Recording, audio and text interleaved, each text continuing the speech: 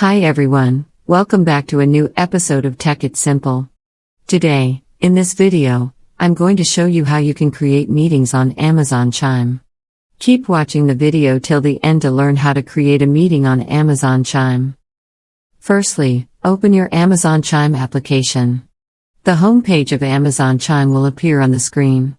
Tap on Instant. On the next page, click on Next. Enter the contact name of the person you want to invite to this meeting and tap on Start.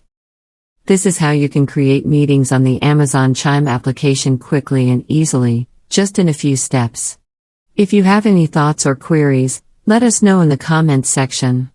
Don't forget to subscribe to our channel and press the notification bell icon so that YouTube will notify you whenever we post a new video. I hope this video was helpful to you. If it was, go ahead and give us a thumbs up. Thank you so much for watching.